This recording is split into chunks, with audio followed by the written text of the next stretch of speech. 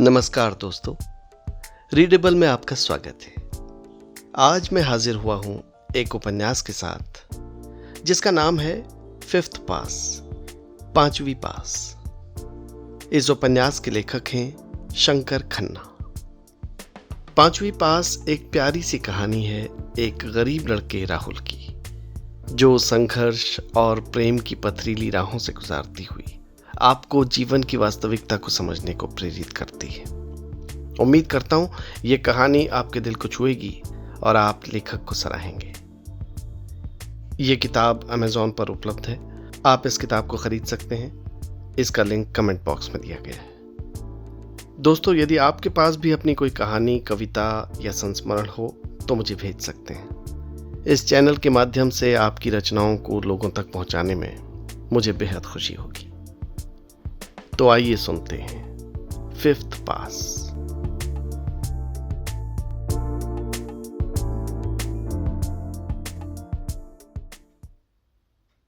राहुल का जन्म एक ऐसे घर में हुआ था जहां सपनों से पहले जरूरतें और खुशियों से पहले संघर्ष पैदा होते थे।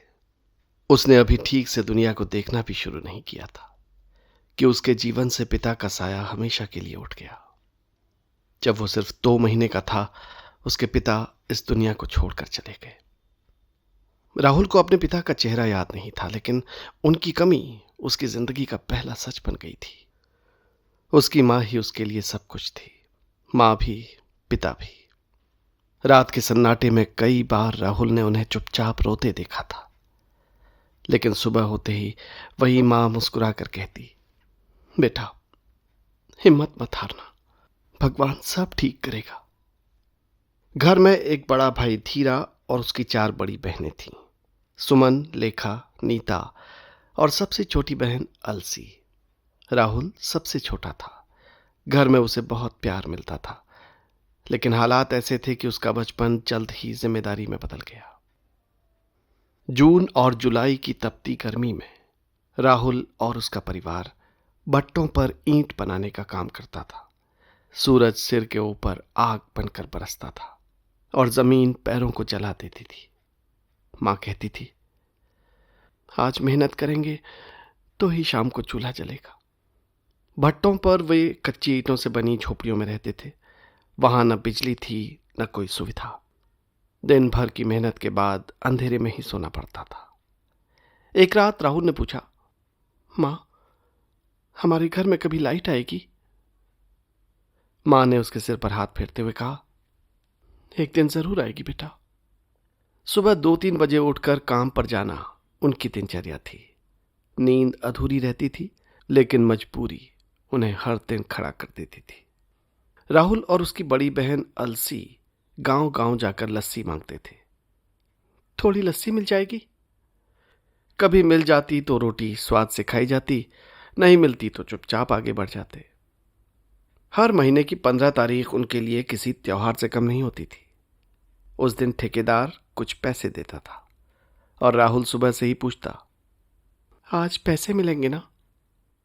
अगर गर्मी भट्टों पर जलाती थी तो सर्दी पंजाब में जमा कर रख देती थी। ठंड के दिनों में राहुल और उसका परिवार पंजाब जाया करते थे कपास चुनने के लिए। ठंड ऐसी होती थी कि लोग घर से बाहर निकलने से भी डरते थे, लेकिन राहुल और उसका परिवार खेतों में काम करता था। सुबह सुबह धुंध में लिपटे खेत, ठंडी हवा जो हड्डियों तक चुभ जाती थी, लेकिन हाथ रुकते नहीं थे। मां अक्सर राहुल और अलसी के बीच एक प्रतियोगिता करवाती थी।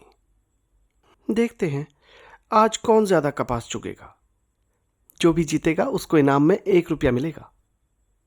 राहुल और अलसी दोनों पूरी मेहनत से काम करते।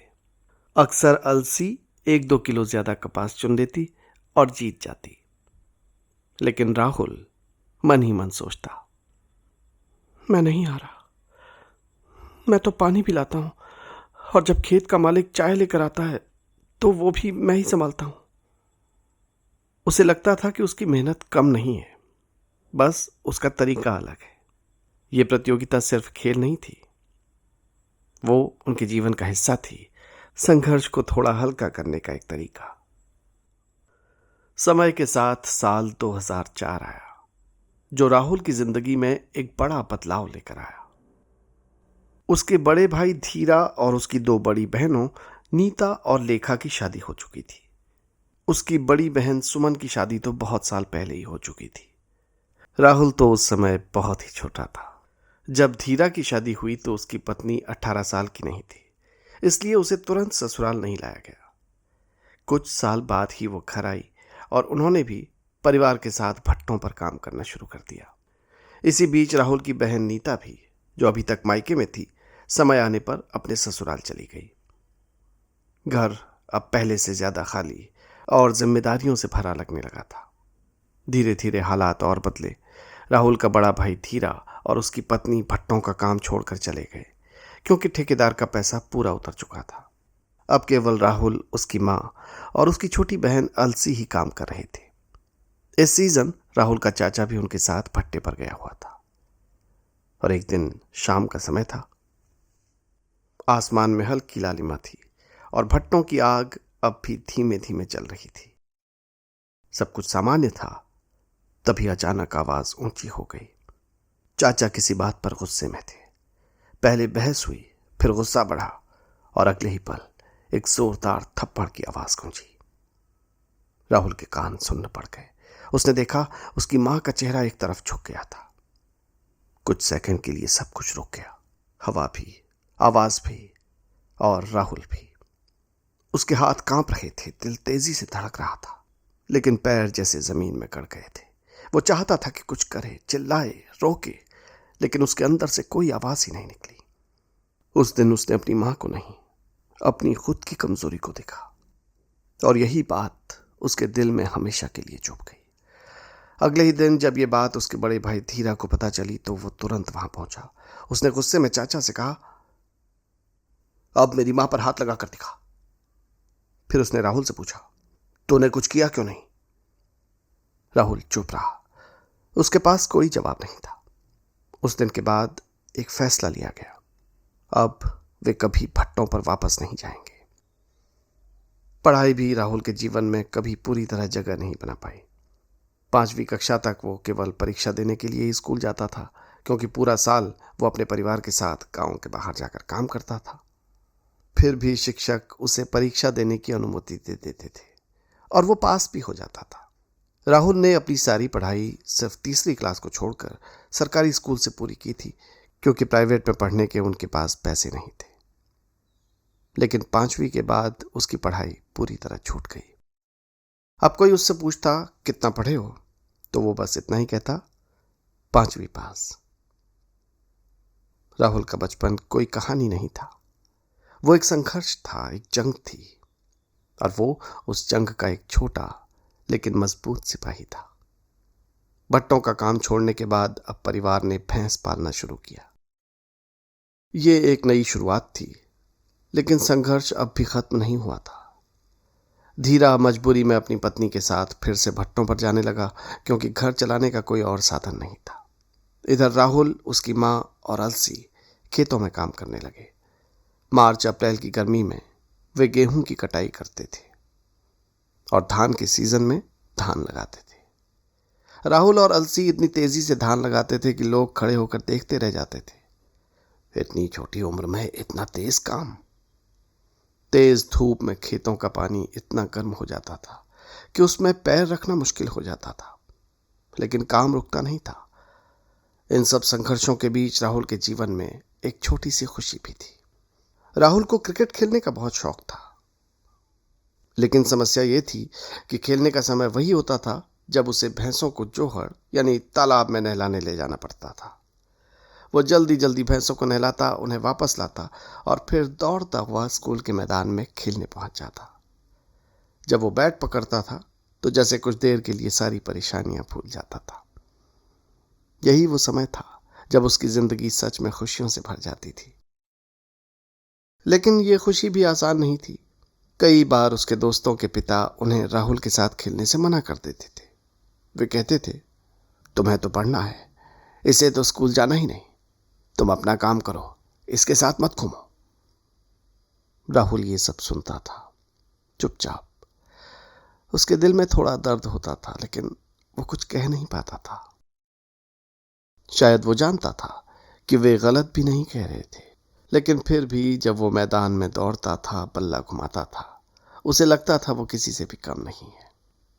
समय धीरे धीरे आगे बढ़ रहा था, लेकिन राहुल की जिंदगी जैसे कहीं ठहर सी गई थी। पढ़ाई छोड़े हुए उसे अब पूरे 4 साल हो चुके थे। दिन खेतों में बीतते थे और रात थकान में। कभी कभी जब वो किसी स्कूल जाते बच्चे को देखता तो उसके दिल में एक हल्की सी टीस उठती। काश मैं भी पढ़ पाता। लेकिन यह ख्याल भी जल्द ही उसकी मजबूरियों के नीचे दब जाता। एक दिन राहुल दुकान से सामान लेकर घर लौट रहा था। रास्ते में उसने किसी लड़के को कहते सुना, सरकार 14 साल के बच्चों का फिर से एडमिशन करवा रही है। यह सुनते ही राहुल के कदम तेज हो गए। दिल में जैसे एक नई उम्मीद सी जाग उठी।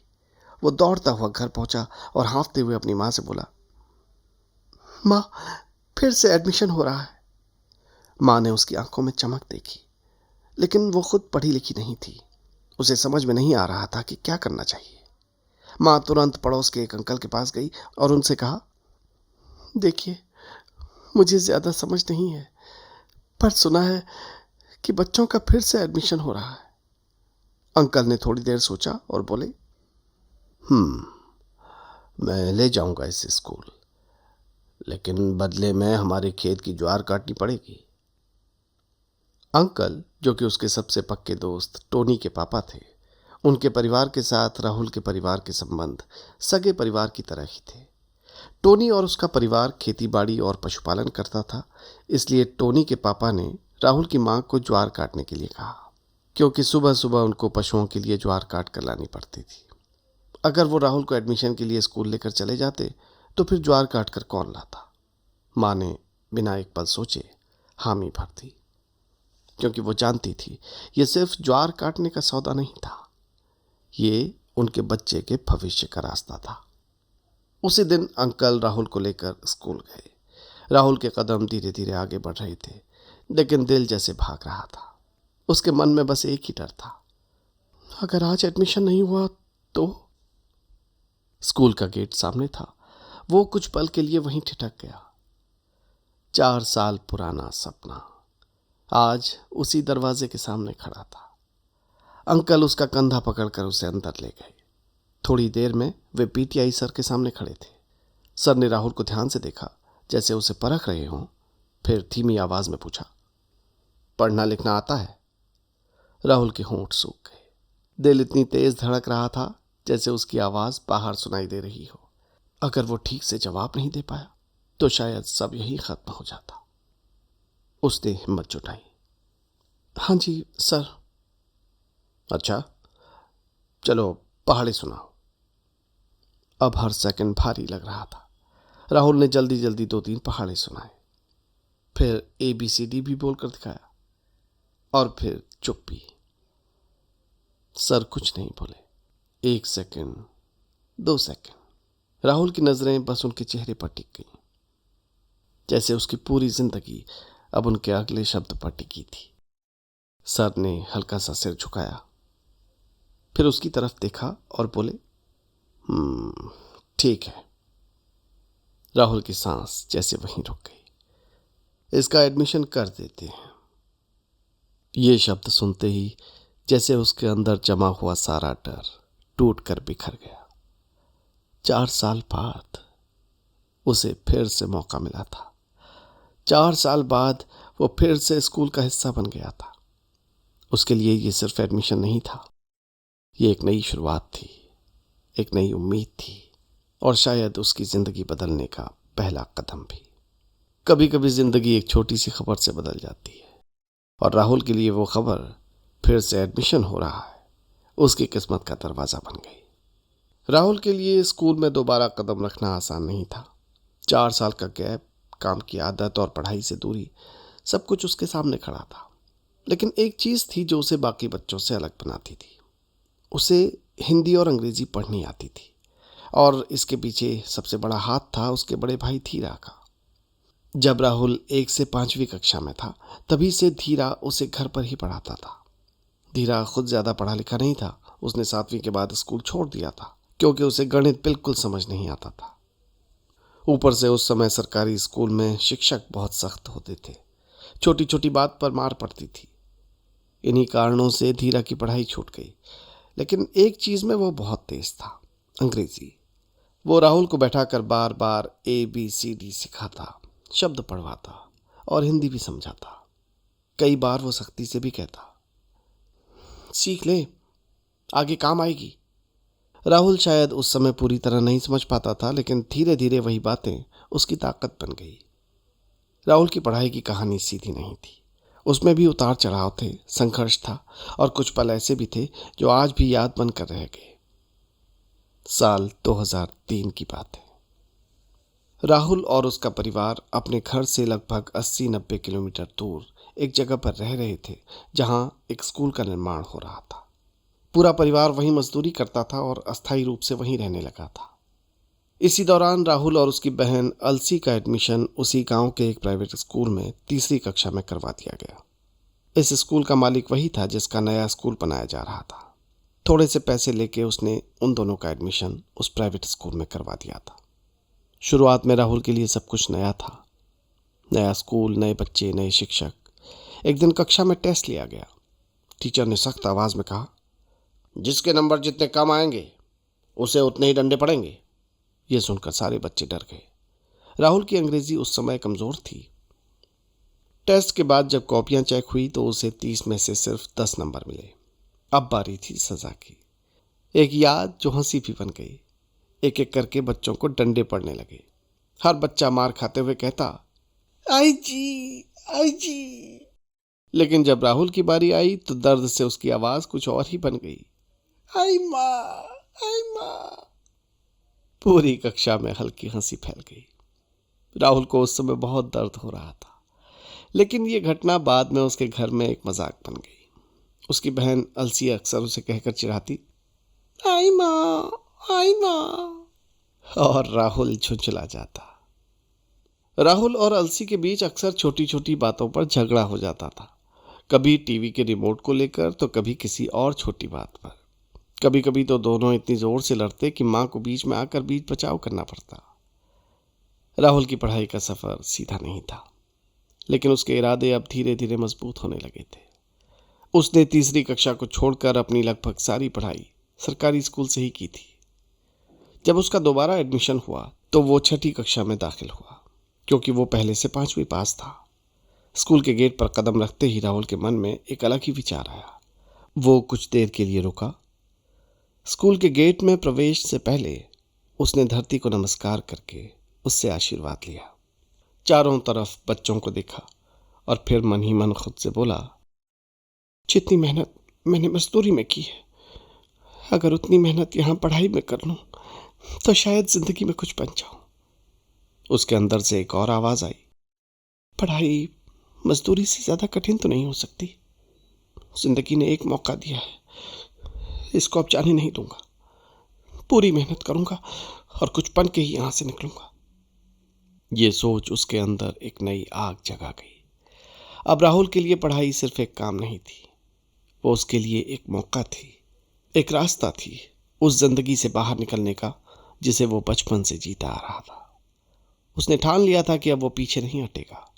जिस तरह उसने धूप में खेतों में काम किया, ठंडी रातों में भट्टों पर मेहनत की, उसी तरह अब वो किताबों के साथ मेहनत करेगा। कभी कभी उसे अपने भाई धीरा की बातें याद आती, सीख ले, आगे काम आएगी। अब उसे उन बातों का असली मतलब समझ आने लगा था। स्कूल का पहला दिन राहुल कभी नहीं भूल सकता था। उस दिन उसके अंदर थोड़ा डर भी था और थोड़ा उत्साह भी। नई किताबें, नई कक्षा, नए शिक्षक, सब कुछ उसके लिए एक नई दुनिया जैसा था। स्कूल के पहले ही दिन, पहली ही क्लास, उस दिन अंग्रेजी की कक्षा थी। कक्षा में सुनीता मैम आई। उन्होंने बोर्ड पर चौक से कुछ लिखते हुए बच्चों से पूछा, बताओ सूरज की, सन की स्पेलिंग क्या होती है? राहुल ने बिना ज्यादा सोचे जल्दी से उत्तर दिया। वो खड़ा हुआ और बोर्ड पर बड़े बड़े अक्षरों में लिख दिया, SON। उसे पूरा विश्वास था कि उसने सही लिखा है। कक्षा में हल्की सी मुस्कान फैल गई। सुनीता मैम ने राहुल की ओर देखा और मुस्कुराते हुए कहा, नहीं बेटा, SUN और SON दोनों में फ़र्क होता है। फिर उन्होंने प्यार से समझाया। SUN सन मतलब सूरज और SON सन मतलब बेटा। राहुल थोड़ा छेद गया, लेकिन मैम की मुस्कान में डांट नहीं बल्कि अपनापन था। फिर उन्होंने एक बात और सिखाई। और हाँ राहुल, ABCD में हर अक्षर बड़ा नहीं लिखते, पहला अक्षर बड़ा लिख सकते हो, जैसे कैपिटल SUN। उस दिन राहुल ने सिर्फ एक स्पेलिंग नहीं सीखी, बल्कि उसने ये भी सीखा कि गलतियां करना गलत नहीं होता, गलतियों से सीखना ज़रूरी होता है। उसके दिल में डर की जगह अब आत्मविश्वास आने लगा था। उसे महसूस हुआ कि ये स्कूल पहले जैसा नहीं है। यहाँ डांट से ज़्यादा समझाया जाता है। राहुल के लिए स्कूल की एक नई शुरुआत जितनी खुशी लेकर आई थी, उतनी ही चुनौतियां भी साथ में लाई थी। 4 साल तक पढ़ाई से दूर रहने का असर अब साफ दिखने लगा था। उसके साथ पढ़ने वाले बच्चे अब उससे 4 कक्षाएं आगे निकल चुके थे, और जब वो 6ठी कक्षा में बैठा था, वो पूरी कक्षा में सबसे बड़ा लड़का था। ये बात उसे अंदर ही अंदर थोड़ी अजीब लगती थी। कभी कभी वो सोचता, मैं सबसे बड़ा क्यों हूँ? लेकिन फिर वो खुद को समझा लेता। 4 साल के गैप की वजह से राहुल की पढ़ाई की नींव कमज़ोर हो चुकी थी। जहाँ बाकी बच्चे लगातार पढ़ रहे थे, वहीं राहुल को हर चीज़ समझने के लिए दुगनी मेहनत करनी पड़ती थी। एक दिन मैम ने पूरी कक्षा को एक लेसन दिया, थर्स्टी क्रो याद करके आना है। राहुल को अंग्रेज़ी पढ़नी तो आती थी, लेकिन उसका मतलब उसे समझ नहीं आता था। वो बार बार वही लेसन पढ़ता, बार बार, जब तक उसे याद न हो जाए। कई बार उसका मन टूटने लगता था। थकान, उलझन और अकेलापन सब एक साथ आ जाते थे। कई बार वो सोचता, ये मुझसे नहीं होगा, लेकिन तभी उसके अंदर से एक आवाज़ आती, पढ़ाई मजदूरी से ज़्यादा कठिन नहीं हो सकती। उसे खेतों की गर्मी याद आती, भट्टों की आग याद आती, पंजाब की ठंड याद आती, और वो फिर से किताब खोल लेता। हार नहीं माननी। अब राहुल समझ चुका था कि उसे बाकी बच्चों से ज़्यादा मेहनत करनी पड़ेगी, लेकिन उसने हार नहीं मानी। धीरे धीरे, एक एक शब्द, एक एक लेसन, वो खुद को फिर से बना रहा था। कभी कभी जिंदगी हमें पीछे छोड़ देती है, लेकिन जो इंसान रुकता नहीं, वही एक दिन आगे निकलता है। राहुल धीमा जरूर था, लेकिन वो रुका नहीं था। 6ठी और 7वीं कक्षा के बीच सिर्फ एक दरवाजे का फासला था, लेकिन राहुल के लिए वही दरवाजा एक नई दुनिया का रास्ता बन गया। एक दिन उसकी नज़र 7वीं कक्षा में बैठी एक सांवले रंग की लड़की पर पड़ी। राहुल कुछ पल के लिए ठहर गया। पता नहीं उसमें ऐसा क्या था, उसका चेहरा, उसकी सादगी, या उसकी आंखों की शांति। राहुल बस उसे देखता ही रह गया। वो खुद शांत स्वभाव का लड़का था, कक्षा में कम बोलता, अपने काम से काम रखता और अक्सर चुपचाप बैठा रहता था। कुछ दिनों के बाद वही लड़की किसी काम से उसकी कक्षा में आई। कक्षा हमेशा की तरह शोर से भरी हुई थी। बच्चे हंस रहे थे, बातें कर रहे थे, सीटों पर हलचल थी। लड़की ने चारों ओर देखा, फिर राहुल की तरफ इशारा करके अपनी सहेली से कहा, मुझे ये लड़का सही लगा, क्योंकि ये शांत बैठा है और पूरी क्लास शोर कर रही है। ये सुनते ही राहुल के भीतर जैसे खुशी की लहर दौड़ गई। उसने कुछ नहीं कहा, बस हल्की सी मुस्कान उसके चेहरे पर आ गई। उस दिन जब वो घर लौटा, उसके कानों में बार बार वही शब्द गूंज रहे थे, मुझे ये लड़का सही लगा। रात तक राहुल के चेहरे पर अनजानी खुशी बनी रही। जिस गली से वो लड़की स्कूल के लिए आती थी, वो राहुल के घर से साफ दिखाई देती थी। अब राहुल को अंदाजा हो गया था कि वो लगभग किस समय निकलेगी। हर सुबह वो जल्दी तैयार हो जाता, कभी कभी किताब हाथ में लेकर बाहर खड़ा रहता, कभी बिना वजह दरवाजे तक आ जाता, और कभी बार बार गली की ओर देखता। जैसे ही वो लड़की दिखाई देती, राहुल भी धीरे से घर से निकल पड़ता और कुछ दूरी बनाकर उसके साथ साथ स्कूल की ओर चल देता। उसके लिए ये सिर्फ स्कूल जाना नहीं था, ये एक अनजाना मीठा एहसास था। ऐसा एहसास जो राहुल ने पहले कभी महसूस नहीं किया था। जिस लड़के ने बचपन से गरीबी देखी थी, मजदूरी देखी थी, माँ की आंखों के आंसू देखे थे। उसके जीवन में ये भावना जैसे पहली बार कोई उजाला लेकर आई थी। उसे लगता था जैसे जीवन ने संघर्षों के बीच थोड़ी सी खुशी उसके हिस्से में भी रख दी है। लेकिन राहुल सिर्फ भावनाओं में खोया हुआ लड़का नहीं था।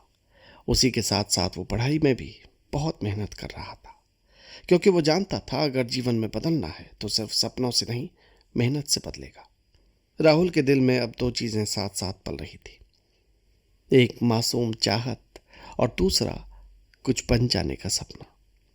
राहुल अब पहले वाला लड़का नहीं रहा था जिसने कभी 4 साल तक पढ़ाई छोड़ दी थी। वही अब दिन रात मेहनत करके खुद को बदलने लगा था। वो हर लेसन याद करता, बार बार पढ़ता, गलतियां सुधारता और धीरे धीरे कक्षा में आगे बढ़ने लगा। उसकी मेहनत सिर्फ राहुल तक सीमित नहीं रही। उसकी अध्यापिका सुनीता मैम भी सब समझती थी। उन्हें पता था कि राहुल बहुत गरीब परिवार से है। उन्होंने ये भी जाना था कि उसने 4 साल पढ़ाई छोड़ी थी, फिर भी हार मानने के बजाय दोबारा स्कूल लौटकर वो मेहनत कर रहा है। इसलिए वो अक्सर दूसरी कक्षाओं में जाकर बच्चों को प्रेरित करती और कहती, अगर मन में चाह हो तो देर से शुरू करने वाला बच्चा भी आगे निकल सकता है। राहुल को देखो, मेहनत कैसी होती है, उससे सीखो। राहुल को ये सब सुनकर शर्म भी आती थी और भीतर कहीं गर्व भी होता था। एक दिन वही लड़की जिसे राहुल रोज 7वीं कक्षा के दरवाजे से देखा करता था, उसके पास आई। राहुल का दिल अचानक तेज धड़कने लगा। लड़की ने मुस्कुराकर कहा, सुनीता मैम तुम्हारी बहुत तारीफ करती हैं। बस इतना सुनना था कि राहुल जैसे कुछ पल के लिए चुप हो गया। उसने सिर झुका लिया, लेकिन उसके चेहरे पर मुस्कान खुद ब खुद आ गई। उस दिन उसे पहली बार लगा, शायद मेहनत सच में दिखाई देती है। अक्सर वो लड़की जिसका नाम सोनिका था, जो राहुल को अच्छी लगती थी, क्लास में लंच टाइम पे आती क्योंकि उसकी छोटी बहन मीनू राहुल की क्लासमेट थी। धीरे धीरे अब राहुल उस लड़की से बात करने लगा था। राहुल और सोनिका के जीवन में काफ़ी समानताएं थीं। जैसे राहुल गरीब परिवार से था, वैसे ही सोनिका भी गरीब परिवार से थी। सोनिका के माता और पिता भी भट्टों पर जाते थे। शायद इसीलिए सोनिका राहुल की स्थिति को समझती थी और शायद इसीलिए राहुल से बात करने लगी थी। धीरे धीरे दोनों अच्छे दोस्त बन गए। उनकी दोस्ती शोर शराबे वाली नहीं थी, बल्कि छोटी छोटी बातों में खिलने वाली दोस्ती थी। सोनिका राहुल से बात करती थी, ये राहुल को बहुत बड़ी बात लगती थी। राहुल लंच टाइम में खाना खाने घर जाता था, क्योंकि घर स्कूल से सिर्फ 400-500 मीटर दूर था। राहुल जल्दी जल्दी खाना खाता और सामने वाली गली में देखता जहां से सोनिका आती थी। जैसे ही सोनिका उसे आती दिखती, वो भी स्कूल के लिए घर से निकल पड़ता। सोनिका जैसे ही राहुल को देखती, थोड़ा मुस्कुराती और फिर वो दोनों स्कूल की तरफ चल पड़ते। राहुल को उस दौरान ये भी डर रहता था कि कहीं उसके अड़ोस पड़ोस के लोग राहुल को सोनिका के साथ बातें करते न देख लें और कहीं उनको गलत न समझ लें। इसलिए राहुल बिना कुछ बोले बस उसके साथ साथ पीछे पीछे चलता रहता। और जैसे ही वो स्कूल पहुंचते, सोनिका राहुल से कहती, राहुल अभी तो क्लास लगने में 10 मिनट बचे हैं, चलो कोई गेम खेलते हैं। राहुल मुस्कुराता और बोलता, ठीक है सोनिका, चलो दीवार पर बने वर्ल्ड मैप में मैं तुमसे पूछूंगा कि वो देश कहाँ पर है और तुम ढूंढ कर बताना। स्कूल में दीवार पर बना हुआ एक बड़ा वर्ल्ड मैप था। अक्सर दोनों उसके सामने खड़े हो जाते थे और एक दूसरे से पूछते, अच्छा बताओ ये वाली कंट्री कहाँ पर है और ये वाली। कभी राहुल सही बताता, कभी सोनिका मुस्कुराकर उसे सुधार कर देती। पढ़ाई में सोनिका भी अच्छी थी। वो समझदार थी, शांत थी और मेहनती भी। राहुल को धीरे धीरे महसूस होने लगा था कि वो सिर्फ सुंदर नहीं, बल्कि अंदर से भी बहुत अच्छी लड़की है। सोनिका भी गरीब परिवार से थी। उसका परिवार भी भट्टों पर काम करता था। गर्मी की छुट्टियों में वो भी अपने घर वालों के साथ अक्सर ईंट भट्टों पर मजदूरी करने चली जाती थी। शायद यही कारण था कि वो राहुल को समझ पाती थी। जिस दर्द को दुनिया शब्दों में नहीं समझती, उसे कभी कभी वही लोग समझ लेते हैं जिन्होंने वैसा ही जीवन खुद जिया हो। राहुल को पहली बार लगा कि कोई है जो बिना कहे भी उसे समझ सकता है। अब राहुल के लिए स्कूल सिर्फ पढ़ाई की जगह नहीं रहा था। वो जगह अब किसी के आने से रोशन होती थी। और किसी के ना आने से सूनी लगती थी। जिस दिन सोनिका स्कूल नहीं आती, राहुल के लिए पूरा दिन काटना मुश्किल हो जाता। स्कूल की प्रार्थना से लेकर छुट्टी तक उसकी नजर बार बार स्कूल के गेट की तरफ चली जाती। उसे लगता शायद अब आएगी, शायद अभी आएगी। लेकिन जब दिन निकल जाता और वो नहीं आती तो राहुल चुप हो जाता। उसका मन पढ़ाई में भी नहीं लगता। और जिस दिन सोनिका स्कूल आती, राहुल का चेहरा अपने आप खिल उठता। वो इंतजार करता कि कब सोनिका पानी की टोंटी पर पानी पीने आएगी। राहुल अपनी कक्षा की खिड़की से उसे देखता रहता। जैसे ही वो पानी पीने जाती, राहुल भी तुरंत अध्यापक से पूछता, सर पानी पी कर आऊं? और फिर वो भी बाहर निकल जाता। कई बार दोनों बस एक दूसरे को देखते। कभी हल्की मुस्कान होती, कभी छोटी सी बात हो जाती। राहुल ने अब पूजा करना भी शुरू कर दिया था। वो रोज भगवान से बस यही मांगता, आज किसी बहाने से उससे बात हो जाए। कई बार राहुल सिर्फ किसी भी बहाने से बात करने के लिए सोनिका से कभी पेन मांगने, कभी पेंसिल मांगने के लिए चला जाता, ताकि बस किसी भी बहाने से बात हो जाए। कई बार सोनिका के पास एक्स्ट्रा पेन या पेंसिल होता था, कई बार नहीं। राहुल को पेन पेंसिल से कोई लेना देना थोड़ी था। वो तो उसके पास पहले से होते थे। वो तो बस बात करने के लिए ऐसा करता था। दिन ऐसे ही गुजरते रहे। धीरे धीरे समय आगे बढ़ा। राहुल 8वीं कक्षा में पहुंच गया और सोनिका 9वीं में। लेकिन कुछ एहसास ऐसे होते हैं जो कक्षा बदलने से नहीं बदलते। अब राहुल धीरे धीरे पढ़ाई में होशियार हो गया था। मेहनत रंग ला रही थी। सुनीता मैम उसकी इतनी तारीफ करती थी कि पूरे स्कूल में राहुल का नाम जाना जाने लगा था। बच्चे उसे मेहनती लड़के के रूप में देखने लगे थे। लेकिन राहुल के भीतर एक और कहानी चल रही थी। उसे लगने लगा था कि सोनिका के बारे में सोचते सोचते उसका ध्यान पढ़ाई से भटक रहा है। वो खुद को समझाता, लेकिन दिल बार बार उसी तरफ चला जाता। आखिर एक दिन उसने तय कर लिया, आज जो भी होगा सच कह दूंगा। दोपहर का लंच टाइम था। सोनिका अपनी सहेलियों के साथ खेल रही थी। कुछ देर बाद वो भागते हुए एक पिलर के पास आकर छिपी। राहुल का दिल तेज धड़कने लगा। वो आगे बढ़ा और उसके कंधे के ऊपर से पिलर पर हाथ रख दिया।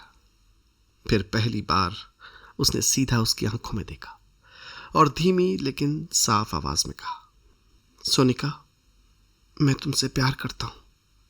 सोनिका एकदम से चुप हो गई। उसकी आंखों में हैरानी थी, जैसे उसने ये बात सोची तो हो लेकिन सुनी पहली बार हो। कुछ पल बाद वो धीरे से बोली, मैं सोच कर बताती हूं। राहुल ने कुछ नहीं कहा, लेकिन उसे लगा जैसे उसके दिल का बोझ उतर गया हो। अब फैसला जो भी हो, कम से कम उलझन तो खत्म हो जाएगी। राहुल ने मन ही मन सोचा, अगर उसने मना किया तो शायद मेरे लिए अच्छा होगा। मैं पढ़ाई पर पूरा ध्यान दे पाऊंगा। और अगर उसने हाँ कहा तो और मन लगाकर पढ़ूंगा। उसके लिए जवाब से ज्यादा जरूरी था ये जानना कि वो भी उसे चाहती है या नहीं। राहुल अपने दिल की बातें हर किसी से नहीं कहता था। उसके ज्यादा दोस्त भी नहीं थे, लेकिन एक दोस्त ऐसा था जो बचपन से उसके साथ खड़ा था, टोनी। टोनी सिर्फ दोस्त नहीं, राहुल का भरोसा था। जब भी राहुल के मन में कोई उलझन होती, कोई खुशी होती या कोई राज होता, तो वो सबसे पहले टोनी को ही बताता। अक्सर दोनों घूमने के लिए रेलवे की पटरियों तक चले जाते। रेल की पटरियां राहुल के घर के पास ही थी। वहीं बैठकर वो बातें करते, भविष्य के सपने देखते और कभी कभी बिना वजह हंसते रहते। राहुल को क्या पता था कि जिन पटरियों पर वो आज दोस्त के साथ घूमता है, उधर सोनिका भी अक्सर अपनी सहेलियों के साथ उसी तरफ कचरा डालने आया करती थी। जब वो दूर से दिखाई देती तो राहुल चुप हो जाता। टोनी मुस्कुराकर सब समझ जाता। एक दिन राहुल ने टोनी को बता दिया कि उसने सोनिका से अपने प्यार का इजहार कर दिया है। टोनी पहले तो खुश हुआ, फिर हैरानी से बोला, तूने बोल भी दिया? इतनी हिम्मत कहां से आ गई? राहुल बस हल्का सा मुस्कुरा दिया, क्योंकि टोनी जानता था राहुल अक्सर सोनिया के बारे में बातें तो करता था, लेकिन सामने जाकर सब कुछ कह देना, यह उसके स्वभाव से बिल्कुल अलग बात थी। टोनी ने उसके कंधे पर हाथ रखा और कहा, राहुल, जो भी हो, अब जो होगा अच्छा ही होगा। राहुल ने कुछ नहीं कहा, लेकिन उसे अच्छा लगा कि कोई था जो उसे समझता था। अब राहुल बस एक जवाब का इंतजार कर रहा था। हर दिन उसे लगता शायद आज सोनिका कुछ कहेगी। 2-3 दिन ऐसे ही गुजर गए। सोनिका ने कोई जवाब नहीं दिया। राहुल की भी हिम्मत नहीं हो रही थी दोबारा पूछने की। वो खुद को समझाता अगर उसे कहना होगा तो वो खुद बता देगी, लेकिन दिल हर दिन बेचैन रहता। एक दिन लंच टाइम में सोनिका उनकी कक्षा में आई। राहुल का दिल फिर तेज धड़कने लगा।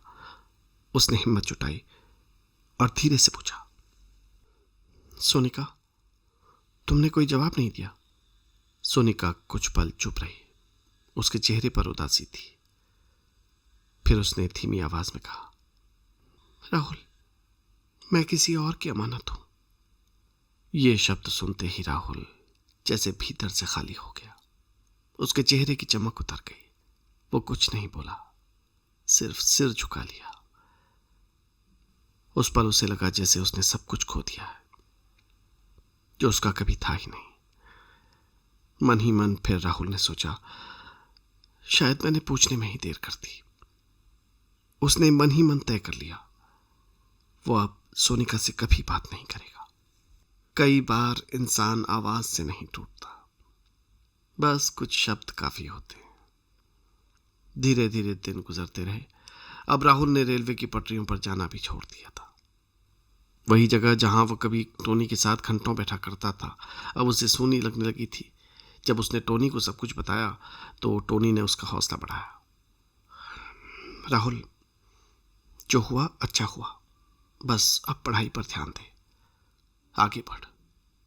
राहुल सुन तो लेता था, लेकिन उसका मन अब किसी चीज में नहीं लगता था।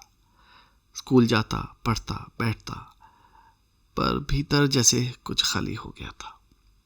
सोनिका अब भी लंच टाइम में उसकी कक्षा में आती थी, लेकिन राहुल उससे बात नहीं करता था। वो नजरें बचा लेता या किताब खोलकर बैठ जाता। उसने तय कर लिया था अब वो सिर्फ पढ़ाई करेगा, लेकिन दिल फैसले मानता कहाँ है। करीब 20-25 दिन बीत गए। एक दिन सोनिका उसके पास आई और धीमे से बोली, राहुल, कल मेरे घर के पास माता का जागरण है, तुम भी आ जाना। राहुल कुछ पल चुप रह गया। एक तरफ उसे लगा नहीं जाना चाहिए, लेकिन दूसरी तरफ दिल ने कहा, क्या किसी को यूं ही बुलाया जा सकता है? जिस इंसान से बात करने के लिए वो कभी तरसता था, उसे अपने जीवन से अचानक कैसे निकाल देता। सच तो ये था, राहुल आज भी सोनिका से बहुत प्यार करता था।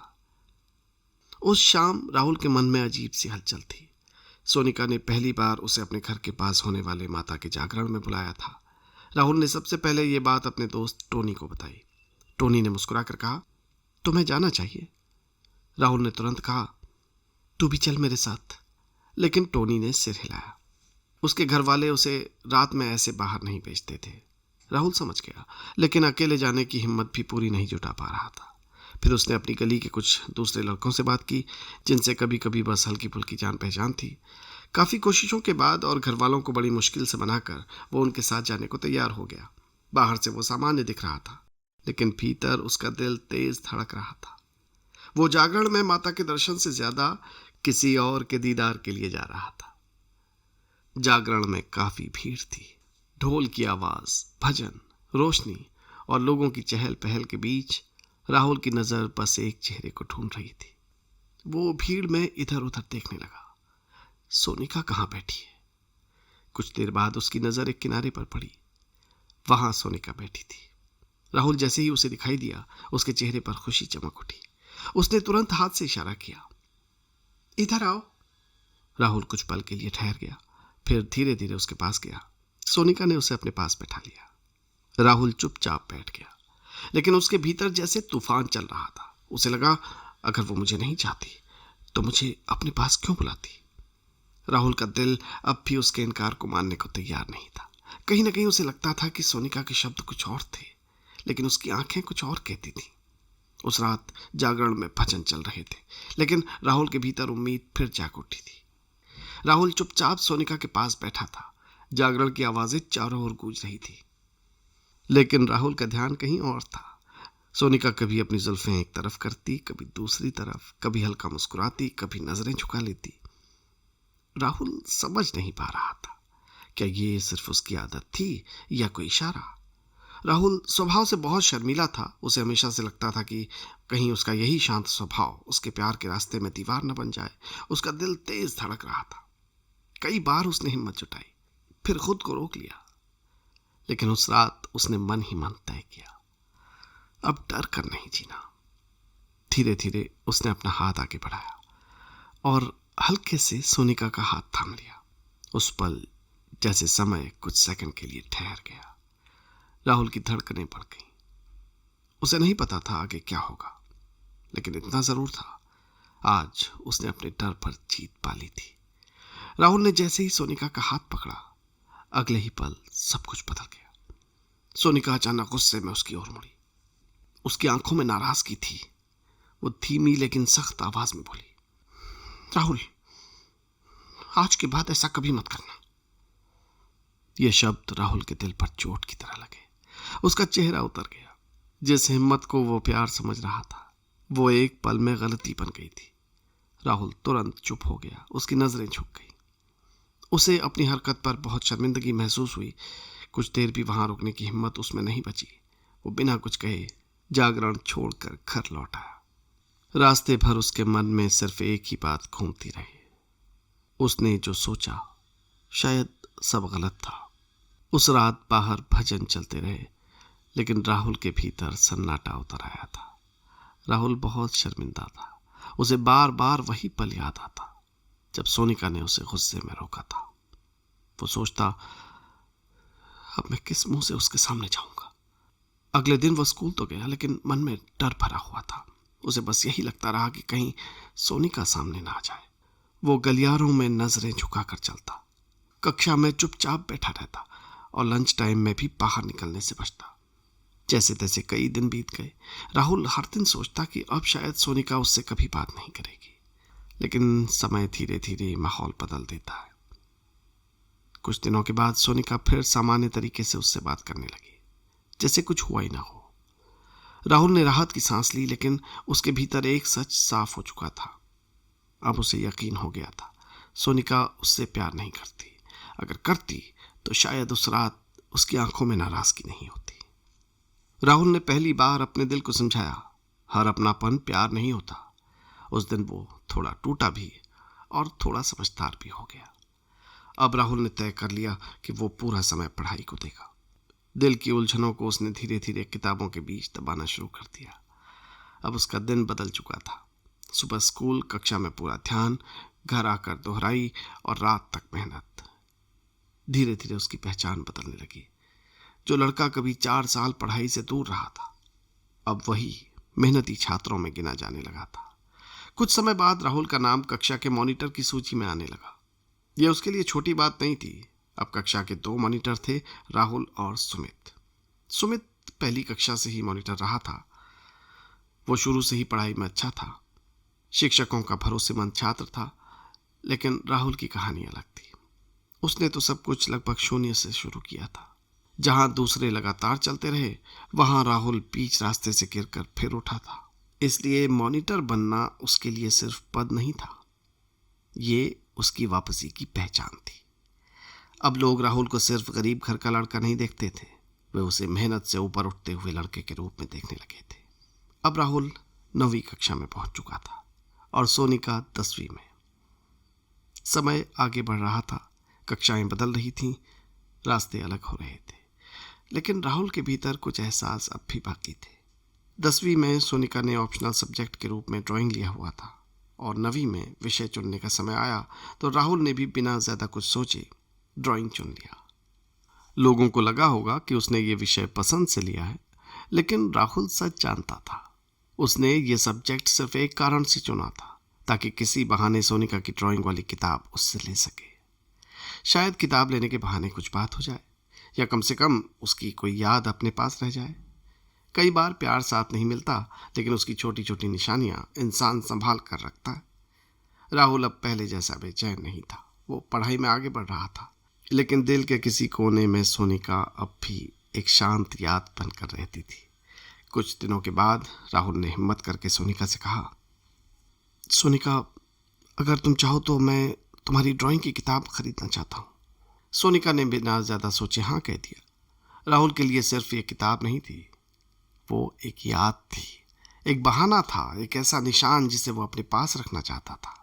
जब पैसे देने की बारी आई तो सोनिका ने लेने से मना कर लिया। रहने दो, इसकी ज़रूरत नहीं है। राहुल उसकी आर्थिक हालत जानता था। वो जानता था कि सोनिका भी उसी संघर्ष भरे जीवन से आती है जहाँ छोटी छोटी चीज़ों की भी कीमत होती है। राहुल ने किताब के पैसे उसकी तरफ बढ़ाए। सोनिका ने फिर मना किया, लेकिन इस बार राहुल ने जिद कर दी और ज़बरदस्ती पैसे उसके हाथ में रख दिए। उसकी आवाज़ धीमी थी लेकिन भाव साफ थे। ले लो, ये सही बात है।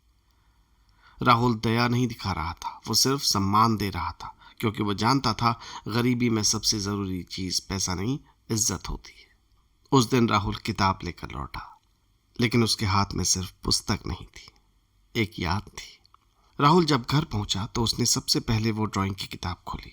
उसके लिए वो किताब सिर्फ पढ़ाई का सामान नहीं थी, वो सोनिका की एक निशानी थी।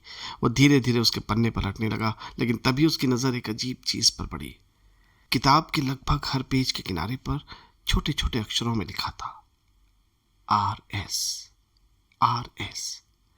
राहुल कुछ पल के लिए रुक गया। उसने दोबारा देखा, हर पन्ने पर वही निशान थे। वो समझ नहीं पाया कि इसका मतलब क्या है। कुछ देर बाद उसे याद आया कि सोनिका ने यह किताब खुद नई नहीं खरीदी थी, उसने ये किसी लड़के से ली थी, रोहित सोमवाल। राहुल ने मन ही मन सोचा, शायद रोहित ने ही अपने नाम के शॉर्ट लेटर्स हर पन्ने पर लिखे होंगे।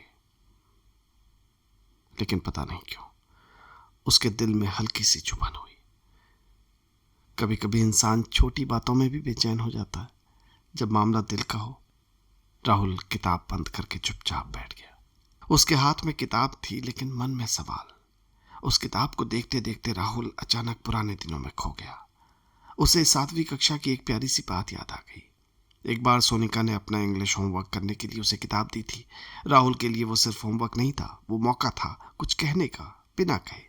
उसने किताब के आखिरी पन्ने पर माई बेस्ट फ्रेंड का ऐसे लिखा। शुरुआत सामान्य थी, I have many best friends but XYZ is my best friend. लेकिन पूरे ऐसे के बीच बीच में राहुल ने बड़ी चालाकी से छोटे छोटे शब्दों में लिखा था, आई लाइक यू। ऐसे छुपा कर लिखा था कि अगर किसी और के हाथ किताब लग जाए तो कोई समझ न पाए। उस समय राहुल को अपनी ये शरारत बहुत बड़ी समझदारी लगी थी। फिर वो अपने दोस्त टोनी के साथ साइकिल पर बैठकर वो होमवर्क देने खुद सोनिका के घर तक गया था। रास्ते भर में उसका दिल धड़कता रहा था। अब जब राहुल ने ये सब याद किया तो उसके चेहरे पर हल्की सी मुस्कान आ गई। अजीब बात यह थी कि सोनिका ने कभी उस ऐसे का जिक्र नहीं किया, न उससे पूछा न कुछ कहा। राहुल आज भी ये नहीं समझ पाया कि उसने पढ़ा नहीं था या पढ़कर चुप रह गई थी। कुछ यादें जवाब नहीं देती, बस मुस्कान दी जाती। पूरी कक्षा में ड्राइंग सब्जेक्ट बहुत कम बच्चों ने चुना था। वह आसान विषय नहीं माना जाता था, उसमें मेहनत भी लगती थी, समझ भी चाहिए थी और धैर्य भी। इसलिए पूरी क्लास में सिर्फ 3 लड़कों ने ही ड्राइंग ली थी। उन 3 नामों में एक नाम राहुल का भी था। लोगों को लगा होगा कि उसने ये विषय पसंद से चुना है या शायद अच्छे नंबरों के लिए लिया है, लेकिन राहुल सच जानता था उसने ड्राइंग सिर्फ इसलिए चुनी थी क्योंकि सोनिका ने भी वही सब्जेक्ट लिया था। उसे लगा था कि इस बहाने उसकी किताब मिल जाएगी, कभी बात हो जाएगी या उसकी कोई याद अपने पास रह जाएगी। राहुल जानता था कि सब्जेक्ट थोड़ा कठिन है, फिर भी उसने उसे चुना, क्योंकि कई बार इंसान मुश्किल रास्ते भी चुन लेता है जब मंजिल दिल से जुड़ी हो। दूसरों के लिए वो सिर्फ ड्राइंग थी, राहुल के लिए वो एक याद थी। एक दिन लंच टाइम में सोनिका उनकी कक्षा में आई। उस समय कक्षा लगभग खाली थी। वहां सिर्फ सोनिका, उसकी एक सहेली और राहुल मौजूद थे। सोनिका बेंच पर बैठ गई। कुछ देर बाद वो धीमे धीमे गाना गुनगुनाने लगी, अगर तुम मिल जाओ जमाना छोड़ देंगे हम। राहुल जैसे एकदम चुप हो गया। उसका दिल फिर से उलझन में पड़ गया। वो मन ही मन सोचने लगा, क्या ये इत्तेफाक है या वो मुझसे कुछ कहना चाहती है। जिस दिल ने खुद को समझा लिया था कि अब सब खत्म हो चुका है, उसमें फिर से उम्मीद की हल्की रोशनी जल उठी। राहुल भीतर ही भीतर बहुत खुश हुआ। उसके मन से एक आवाज आई, मैं तो हमेशा से तुम्हारा ही हूं। लेकिन पिछली बातें उसे रोकती भी थी। वो यकीन नहीं कर पा रहा था। स्कूल जाने के बाद उसने ये बात अपने दोस्त टोनी को बताई। टोनी ने सुनते ही कहा, राहुल, मुझे लगता है शायद अब वो भी तुमसे प्यार करने लगी है। राहुल हल्का सा मुस्कुराया, लेकिन उसके लिए ये मानना अभी भी आसान नहीं था। कभी कभी इंसान उम्मीद चाहता है, लेकिन टूटने के डर से उस पर भरोसा नहीं कर पाता। अब समय तेजी से आगे बढ़ रहा था। सोनिका 10वीं कक्षा में थी और राहुल 9वीं में। उनके गांव का स्कूल सिर्फ 10वीं तक ही था। मतलब साफ था, 10वीं के बाद सोनिका इस स्कूल से चली जाएगी और राहुल अगले साल 10वीं में जाएगा। लेकिन तब तक सोनिका वहां नहीं होगी। ये सोचकर ही राहुल का दिल भारी हो जाता था। उसे पहली बार महसूस हुआ कि कुछ रिश्ते खत्म नहीं होते, बस दूर हो जाते हैं। राहुल अक्सर एक पुरानी बात याद करता था। 8वीं कक्षा में वो मजाक मजाक में सोनिका से कहता था, मैं 9वीं में इस स्कूल में नहीं पढ़ूंगा, शहर में एडमिशन ले लूंगा। तब सोनिका हल्के गुस्से में कहती, ठीक है, ले लो तुम, अभी चले जाओ। उस समय राहुल हंस देता था, लेकिन अब वही बात उसे चुभती थी, क्योंकि सच ये था, राहुल तो सोनिका को छोड़कर कहीं नहीं गया। लेकिन अब सोनिका ही राहुल को छोड़कर जाने वाली थी। उसने पहली बार समझा। कई बार जिन बातों पर हम हंसते हैं, समय बाद में उन्हें आंसू बना देता है। गर्मियों की छुट्टियां शुरू होते ही सोनिका अपने परिवार के साथ भट्टों पर काम करने चली गई। ये कोई नई बात नहीं थी। हर साल छुट्टियों में उसका परिवार मजदूरी के लिए ईंट भट्टों पर जाता था। लेकिन इस बार ये बात सुनकर राहुल का मन और बेचैन हो गया। उसे पता चला कि उसी भट्टे पर उसका बड़ा भाई धीरा भी गया हुआ है। धीरा अब पहले जैसा अकेला लड़का नहीं रहा था। वो अब एक बेटी का पिता था। जिम्मेदारियां बढ़ चुकी थीं और जीवन ने उसे जल्दी बड़ा कर दिया था। राहुल की बहन अलसी भी अक्सर धीरा के साथ भट्टों पर चली जाती थी। राहुल कुछ देर तक चुपचाप बैठा रहा। भट्टे उसके लिए सिर्फ काम करने की जगह नहीं थे, वहीं उसका बचपन चला था, वहीं उसने गरीबी देखी थी, वहीं उसने मेहनत सीखी थी। और अब उसी दुनिया में सोनिका भी थी। उसे लगा जैसे किस्मत बार बार उसे उसी धूल, धूप और यादों वाली जगह पर ले आती है। राहुल के मन में एक अजीब सी चाह उठी, काश मैं भी वहां जा पाता। राहुल के मन में कई दिन से बेचैनी थी। जब उसे पता चला कि सोनिका उसी भट्टे पर गई है जहां उसका भाई धीरा काम कर रहा है, तो उसका मन वहां जाने को मचल उठा। उसने अपनी माँ से कहा, माँ, मेरा मन भैया धीरा से मिलने का है, शाम तक मिलकर वापस आ जाऊंगा। माँ ने कुछ सोचकर अनुमति दे दी। राहुल ने तुरंत अपने दोस्त टोनी को साथ चलने के लिए कहा। टोनी भी तैयार हो गया। दोनों ट्रेन से वहां पहुंच गए। पहले राहुल अपने परिवार से मिला। कुछ देर बाद वो टोनी को लेकर उस तरफ गया जहां सोनिका का परिवार काम कर रहा था। धूल, धूप और ईंटों के बीच राहुल की नजर जैसे ही सोनिका पर पड़ी, उसका दिल तेजी से धड़कने लगा। और जब सोनिका ने राहुल को देखा तो उसके चेहरे पर खुशी चमक उठी। वो तुरंत उसके पास आई और बोली, राहुल, तुम भी गर्मियों की छुट्टियों में यहाँ आ जाओ ना, मेरा मन नहीं लगता यहाँ। यह सुनकर राहुल कुछ पल चुप रह गया। उसके भीतर जैसे कोई सपना जाग उठा। उसने कहा, घर जाकर माँ से पूछ कर आता हूँ। लेकिन जब राहुल ने घर पहुंचकर माँ से बात की तो माँ ने मना कर दिया। उन्होंने कहा, गांव में गेहूं भी काटते हैं।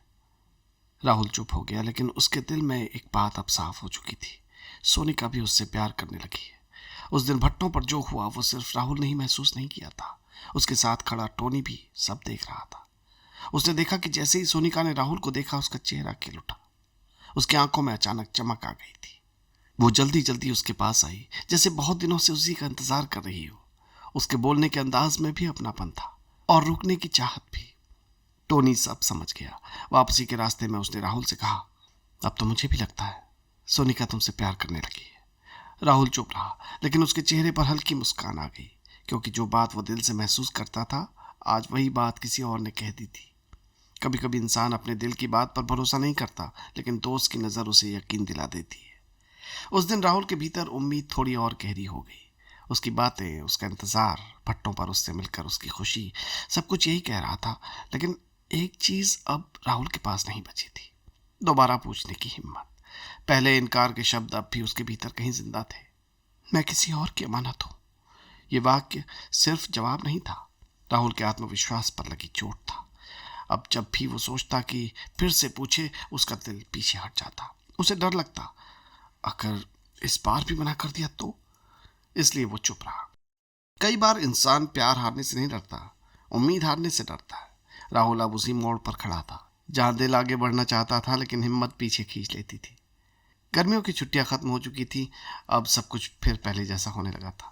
सुबह स्कूल जाना, कक्षाओं में बैठना, प्रार्थना की लाइनें, लंच टाइम की हलचल। राहुल और सोनिका भी फिर से स्कूल जाने लगे थे। लेकिन अब सब पहले जैसा होते हुए भी पहले जैसा नहीं था, क्योंकि राहुल जानता था अब समय बहुत कम बचा है। सोनिका सिर्फ 5-6 महीने बाद इस स्कूल को छोड़कर चली जाएगी। गांव का स्कूल 10वीं तक ही था। उसके बाद उसके रास्ते अलग हो जाएंगे और राहुल के अलग। ये सोचकर राहुल का मन भारी हो जाता। अब हर दिन उसे थोड़ा कीमती लगने लगा था। जब सोनिका स्कूल आती, राहुल उसे पहले से ज्यादा ध्यान से देखता। उसकी आवाज, उसकी हंसी, उसकी छोटी छोटी बातें जैसे सब याद बनकर जमा होने लगी थी। उसे लगता था शायद कुछ लोग हमें हमेशा के लिए नहीं मिलते, इसलिए हम उन्हें यादों में संभालने लगते हैं। स्कूल वही था, लोग वही थे, लेकिन राहुल के लिए अब हर दिन एक गिनती बन चुका था। अब सर्दी का मौसम आ चुका था। सर्दी के मौसम में जैसे ही हल्की सी धूप निकलती, टीचर अपनी अपनी क्लास को बाहर ग्राउंड में ले जाते थे। जमीन पर चटाई बिछाई जाती और बच्चे सीधी लाइनों में बैठ जाते। लड़कियों की लाइन एक तरफ होती और लड़कों की दूसरी तरफ। ठंडी हवा अब भी चल रही होती, लेकिन धूप की हल्की गर्माहट चेहरे पर पड़ती ही सबको थोड़ी राहत मिलती। खुले आसमान के नीचे वहीं क्लास लगती और पढ़ाई भी। आज राहुल ने देखा कि सोनिका की क्लास भी ग्राउंड में लगी हुई है और वो ठीक उसके सामने बैठी हुई है। ये देखकर उसके चेहरे पर अपने आप मुस्कान आ गई।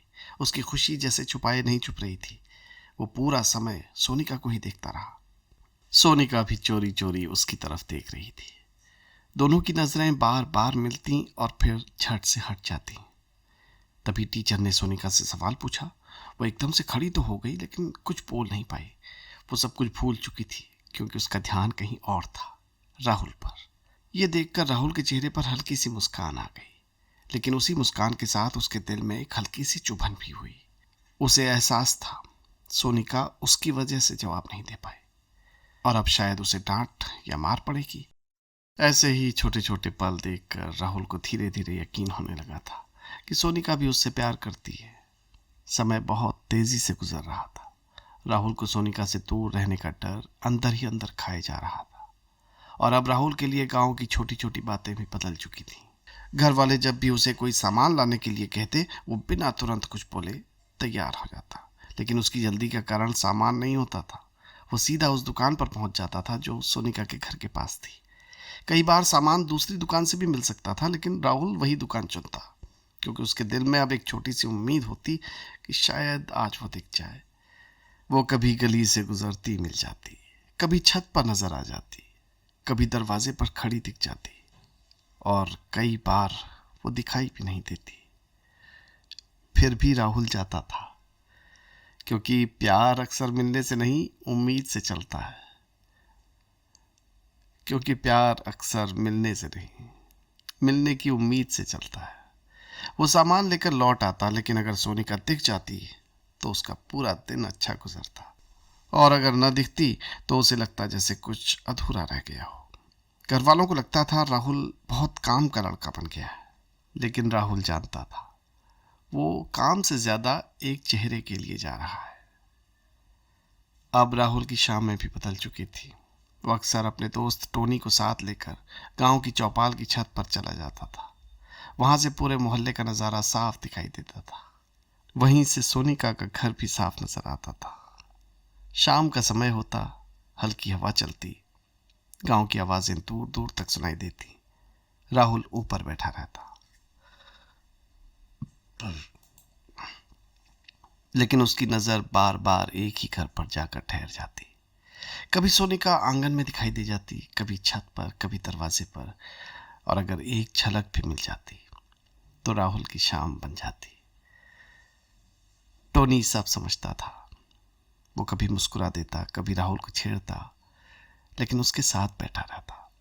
राहुल कुछ नहीं कहता था, क्योंकि कुछ इंतजार शब्दों से नहीं, नजरों से किए जाते हैं। चौपाल की वो छत राहुल के लिए सिर्फ जगह नहीं थी। चौपाल की वो छत राहुल के लिए सिर्फ जगह नहीं थी, वो उसके प्यार की सबसे खामोश मंजिल थी। सोनिका भी अक्सर अपने घर की छत से राहुल को देखा करती थी। जब राहुल गांव की चौपाल की छत पर बैठा होता तो कई बार उसकी नजर ऊपर उठती और सामने सोनिका दिख जाती। कभी वो कुछ देर खड़ी रहती, कभी यूं ही इधर उधर देखने का बहाना करती, लेकिन राहुल समझता था वो भी उसे देख रही है। दोनों के बीच शब्द कम थे, लेकिन नजरें बहुत कुछ कहती थीं। धीरे धीरे समय बीतता गया और अब वो पल आ गया था जिससे राहुल सबसे ज्यादा डरता था। सोनिका और राहुल के बिछड़ने का समय करीब आ चुका था। 10वीं के बाद सोनिका स्कूल से चली जाएगी। यह सोचकर राहुल का मन भारी रहने लगा। अब उसका पढ़ाई में भी पहले जैसा ध्यान नहीं लग रहा था। किताब सामने खुली रहती, लेकिन विचार कहीं और भटकते रहते। तब राहुल खुद को समझाता, ठीक है, सोनिका चली जाएगी, अगली क्लास वैसे भी बोर्ड की है, अब अच्छे से पढ़ाई करूंगा। वो अपने दिल को तसल्ली देता, लेकिन दिल इतनी आसानी से कहाँ मानता है। कुछ लोग हमारे पास कम समय के लिए आते हैं, लेकिन असर बहुत गहरा छोड़ जाते हैं। और फिर वो दिन आ गया, फेयरवेल का आखिरी दिन। स्कूल वही था, कक्षाएं वही थीं, बच्चों की आवाजें भी वही थीं, लेकिन राहुल के लिए सब कुछ बदल चुका था। आज सोनिका का इस स्कूल में आखिरी दिन था। राहुल सुबह से ही बहुत उदास था। वो लोगों के बीच था, लेकिन मन कहीं और भटका हुआ था। हर कोना उसे याद दिला रहा था। यहाँ पहली बार उसने उसे देखा था, यही बातें हुई थी, यही इंतजार किया था, यही सपने देखे थे। लेकिन अब राहुल ने अपने मन को समझा लिया था। उसने खुद से कहा, अब सोनिका चली जाएगी और शायद यही उसके लिए अच्छा है। वो जानता था कि जीवन किसी एक जगह रुकता नहीं। सोनिका को आगे बढ़ना था और राहुल को भी। उस दिन राहुल ने पहली बार समझा, सच्चा प्यार हमेशा पाने का नाम नहीं होता, कभी कभी छोड़ देने का नाम भी होता है। वो उदास जरूर था, लेकिन अब टूट नहीं रहा था। दर्द वही था, बस राहुल थोड़ा बड़ा हो गया था। राहुल को लग रहा था कि वो सोनिया को अंतिम विदाई नहीं दे पाएगा। उसे सबसे ज्यादा डर एक ही बात का था, कहीं वो रो ना पड़े। वो नहीं चाहता था कि उसकी आंखों का दर्द सबके सामने आ जाए। इसी डर से उसने तय कर लिया, आज वो सोनिका से मिलेगा ही नहीं। वो स्कूल तो आया, लेकिन खुद को दूर ही रखता रहा। उधर सोनिका पूरी तरह तैयार होकर स्कूल आई थी। फेयरवेल का दिन था। उसने अच्छे कपड़े पहने थे, चेहरे पर अलग सी चमक थी, जैसे वो इस दिन को यादगार बनाना चाहती हो। जबकि 9वीं कक्षा के बच्चों को सिर्फ ड्रेस में ही बुलाया गया था। राहुल ने उसे दूर से देखा। कुछ पल के लिए समय जैसे रुक गया। उसने सोचा, शायद ये आखिरी बार है जब मैं उसे ऐसे देख रहा हूं। लेकिन वो आगे नहीं बढ़ा। कभी कभी इंसान इसलिए दूर नहीं जाता कि प्यार कम होता है, बल्कि इसलिए कि दर्द ज्यादा होता है। उस दिन राहुल ने उसे देखा जरूर, लेकिन अलविदा नहीं कहा। अब सोनिका स्कूल छोड़कर जा चुकी थी। उसके जाने के साथ राहुल के जीवन का एक अध्याय भी जैसे धीरे धीरे बंद हो गया। कुछ यादें रह गईं, कुछ सवाल रह गए और कुछ अधूरे एहसास भी। लेकिन इस बार राहुल टूटा नहीं। उसने खुद को फिर से संभाला। अब उसने अपने लक्ष्य को पाने के लिए जी जान लगा दी। जिस प्यार ने कभी उसका ध्यान भटकाया था, अब वही दर्द उसकी ताकत बन गया। राहुल ने किताबों को फिर से अपना साथी बना लिया। सुबह से रात तक मेहनत, दोहराई, अभ्यास और आगे बढ़ने की जिद। धीरे धीरे समय बीता और अब राहुल 10वीं कक्षा में पहुंच चुका था। दूसरों के लिए ये सिर्फ अगली क्लास थी, लेकिन राहुल के लिए ये बहुत बड़ी बात थी, क्योंकि वो लड़का जिसे कभी लोग सिर्फ 5वीं पास कहते थे, आज 10वीं में खड़ा था। उसने सिर्फ क्लास नहीं बदली थी, उसने अपनी पहचान बदलनी शुरू कर दी थी। ऐसा नहीं था कि राहुल अब सोनिका को भूल चुका था, वो अब भी उससे प्यार करता था। बस फर्क इतना था कि अब वो प्यार शोर नहीं करता था। वो चुपचाप दिल के किसी कोने में बैठ गया था। राहुल पढ़ाई में आगे बढ़ रहा था, लक्ष्य की ओर चल रहा था, लेकिन कुछ यादें उसके साथ साथ चलती थीं। उसे आज भी मलाल था। कई बार रात को अकेले में वो सोचता, शायद सोनिका भी मुझसे प्यार करती थी। उसे उसकी वही बातें याद आती, उसकी नजरें, उसकी खुशी, भट्टों पर बुलाना, छत से देखना, सब कुछ जैसे किसी अनकहे जवाब की तरफ इशारा करता था। फिर राहुल खुद से पूछता, अगर मैं एक बार फिर पूछ लेता तो शायद। लेकिन कुछ सवालों के जवाब समय भी नहीं देता, वो बस अधूरे रह जाते। राहुल ने समझ लिया था, कुछ लोग जिंदगी से चले जाते हैं, लेकिन क्या होता अगर बनकर हमेशा साथ रहते हैं।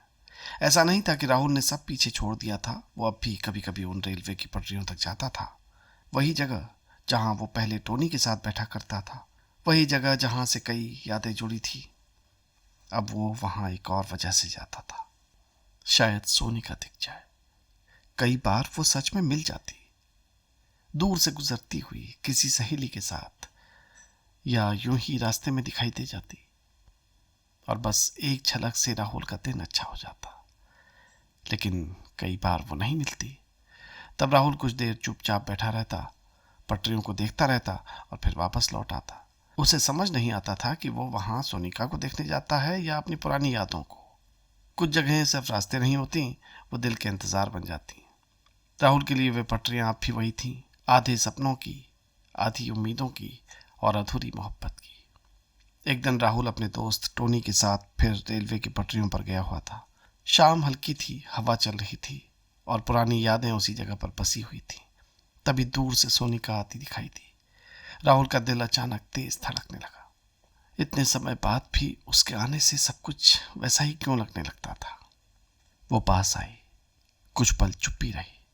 टोनी दूर खड़ा सब देख रहा था। राहुल ने एक बार फिर हिम्मत जुटाई, शायद आखिरी बार।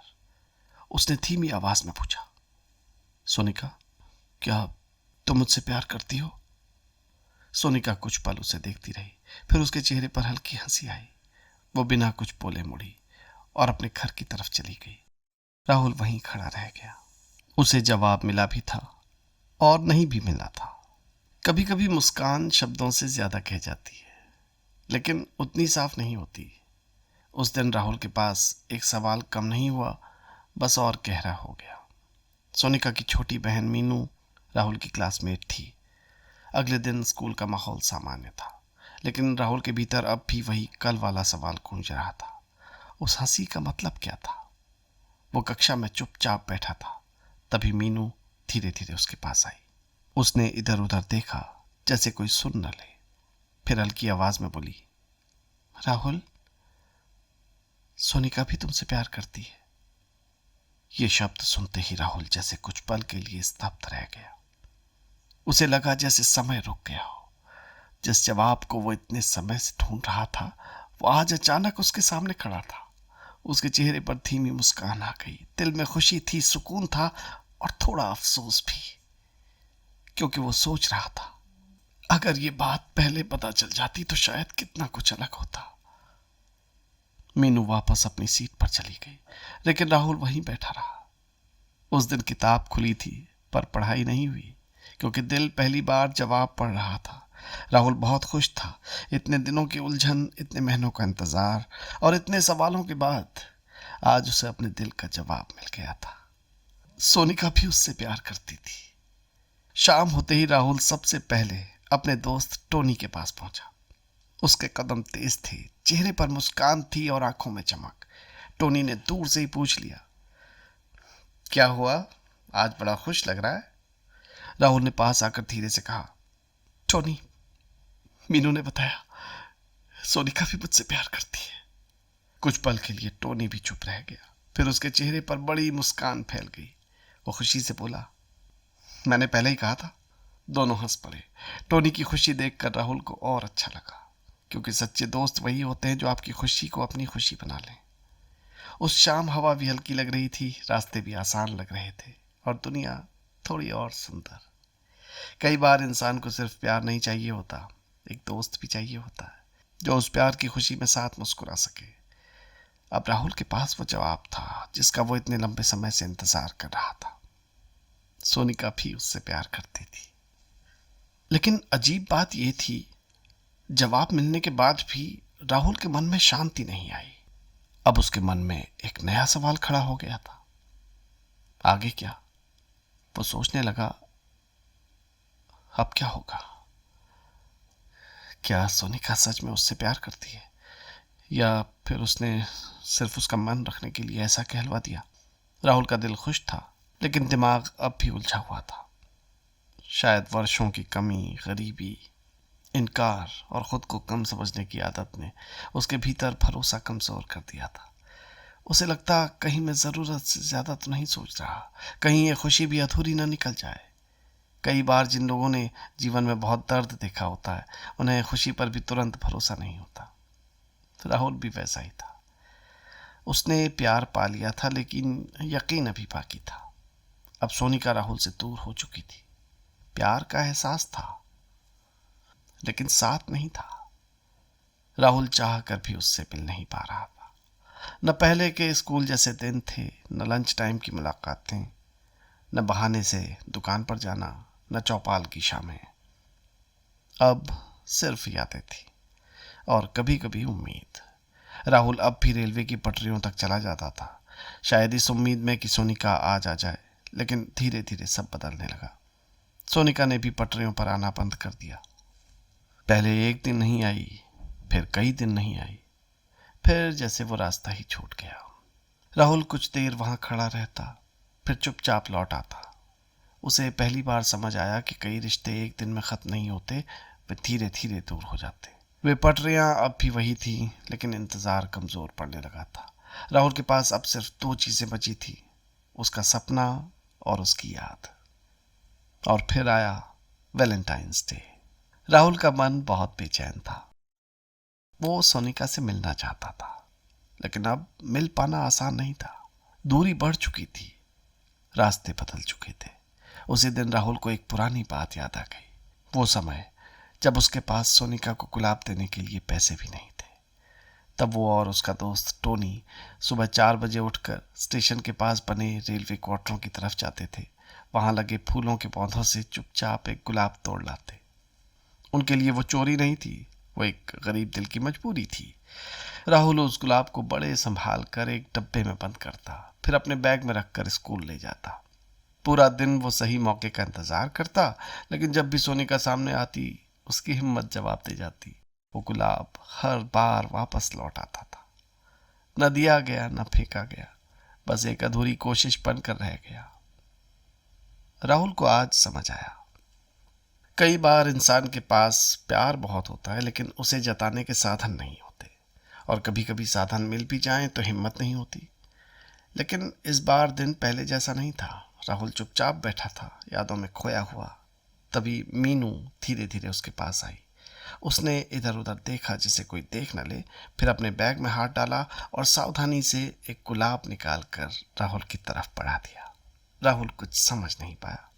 मीनू हल्की मुस्कान के साथ बोली, दीदी ने भेजा है, हैप्पी वैलेंटाइंस डे कहा है। ये सुनते ही राहुल जैसे स्तब्ध रह गया। उसे लगा जैसे वो कोई सपना देख रहा हो। वो लड़का जो कभी पैसे न होने पर सुबह 4 बजे गुलाब तोड़ कर लाया था, लेकिन दे नहीं पाया था, आज उसी के हाथ में सोनिका की तरफ से गुलाब था। उसकी उंगलियां कांप रही थी, चेहरे पर मुस्कान थी, आंखों में चमक और दिल में एक ऐसी खुशी जिससे शब्द नहीं मिल रहे थे। कभी कभी जिंदगी देर से जवाब देती है, लेकिन जब देती है तो सीधे दिल तक पहुंचती है। उस दिन राहुल के हाथ में सिर्फ गुलाब नहीं था, उसकी अधूरी मोहब्बत का पहला स्वीकार था। राहुल की खुशी संभाले नहीं संभल रही थी। जैसे ही मौका मिला, वो दौड़ता हुआ अपने दोस्त टोनी के पास पहुंचा। चेहरे पर मुस्कान थी, आंखों में चमक थी। उसने धीरे धीरे पूरी बात बताई, कैसे मीनू आई, कैसे उसने बैग से गुलाब निकाला और कैसे कहा, दीदी ने हैप्पी वैलेंटाइन डे कहा है। टोनी ये सुनकर जैसे खुद खुश हो गया। वो हंसते हुए बोला, देखा, मैंने पहले ही कहा था। राहुल मुस्कुराता रहा, क्योंकि कुछ खुशियां ऐसी होती हैं जिन्हें सबसे पहले दोस्त के साथ बांटना अच्छा लगता है।